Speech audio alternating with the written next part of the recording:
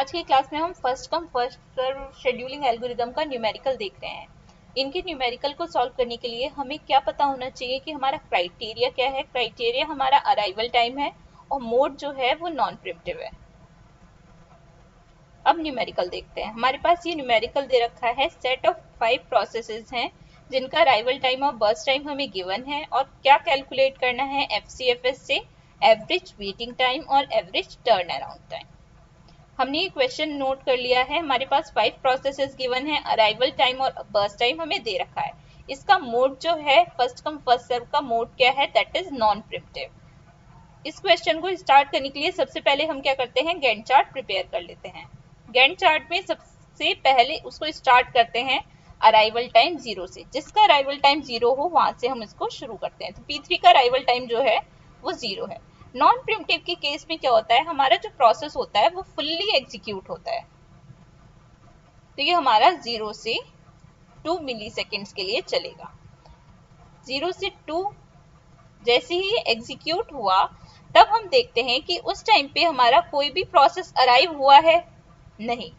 That's why हम क्या करते हैं, 1 मिली सेकेंड के लिए ब्लैंक चलेंगे, क्योंकि हमारा जो दूसरा प्रोसेस अराइव हो रहा है वो 3 पर हो रहा है और इसका ये फर्स्ट कम फर्स्ट सर्व किस पे बेस्ड ऑन होती है, अराइवल टाइम पे। तो हम 1 मिली सेकेंड्स के लिए ब्लैंक चले।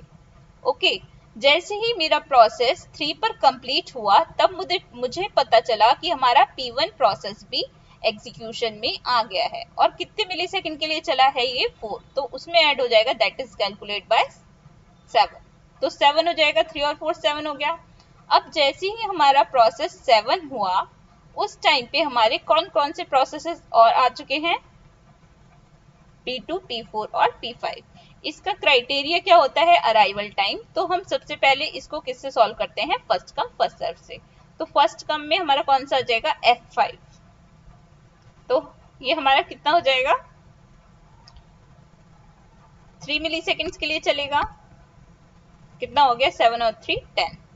उसके बाद हमारा कौन सा प्रोसेस अराइव हुआ है, P2 और P4। P2 और P4 का अराइवल टाइम क्या है, दोनों का अराइवल टाइम सेम है। तो जिसकी प्रायोरिटी पहले आए, जो पहले आया है, क्योंकि इसका नाम ही फर्स्ट कम फर्स्ट सर्व है, तो उसको हम पहले वाले को एग्जीक्यूट करेंगे। तो 10 और 3 कितना हो गया, 13। एंड देन कौन सा आया नेक्स्ट, P4। तो कितना हो गया, 5। इस टाइप से हमने गैंट चार्ट प्रिपेयर कर लिया। गैंट चार्ट बनाने के बाद, सॉरी मैंने क्या लिख दिया, P4 की वैल्यू क्या थी, 1। 13 और 1 कितना हो गया, 40। ओके, अब हमारा क्या है, गैंट चार्ट प्रिपेयर हो गया है। उसके बाद हम क्या करेंगे, एग्जिट टाइम निकालेंगे। P1 का एग्जिट टाइम क्या होता है, किसी भी उसका एग्जिट टाइम क्या होता है जहां वो फिनिश करता है। लाइक P1 कहां फिनिश कर रहा है, 7 पर। P2 कहां फिनिश कर रहा है, 13 पर। P3 कहां फिनिश कर रहा है, 2 पर। P4 कहां फिनिश कर रहा है, 14 पर। P5 कहां फिनिश कर रहा है, 10 पर। ये हमारे एग्जिट टाइम निकला है। एग्जिट टाइम निकालने के बाद हम क्या निकालते हैं, turn around time.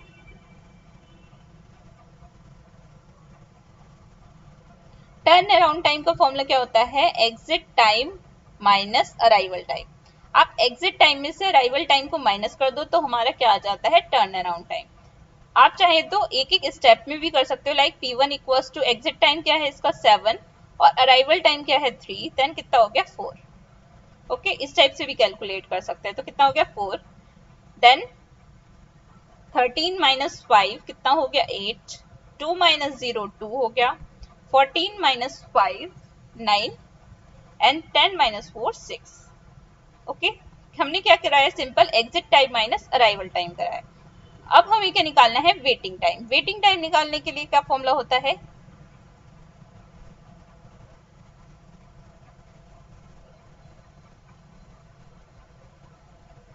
Waiting time calculate करने के लिए अब तो सभी को फॉर्मूला याद भी हो गए होंगे। वेटिंग टाइम कैलकुलेट करने के लिए क्या होता है formula, turn around time minus burst time.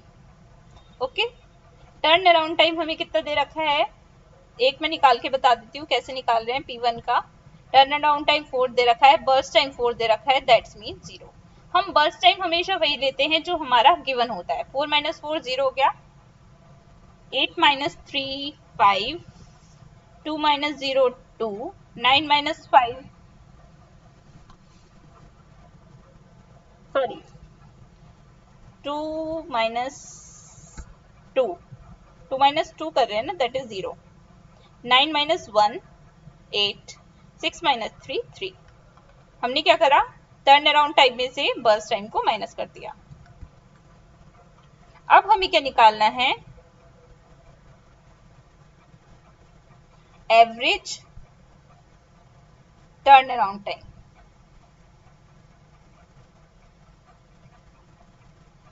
Gantt chart को भी रफ कर देते हैं.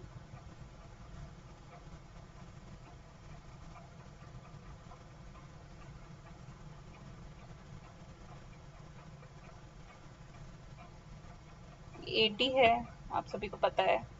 ये क्या था, BT, और ये ET.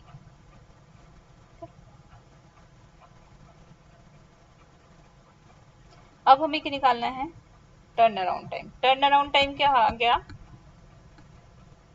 4 plus 8 plus 2 plus 9 plus 6 divided by 5. उससे क्या निकल के आ जाएगा, average. Average turn around time. तो एवरेज टर्न अराउंड टाइम कितना हो गया,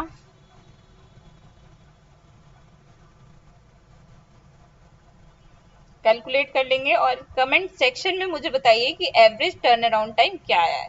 भाई मैंने बहुत क्वेश्चंस कराए हैं, आपको तो बताना पड़ेगा कि क्या आया है. और एवरेज वेटिंग टाइम भी निकाल के बताइएगा कि क्या आ रहा है आंसर मुझे कमेंट सेक्शन में.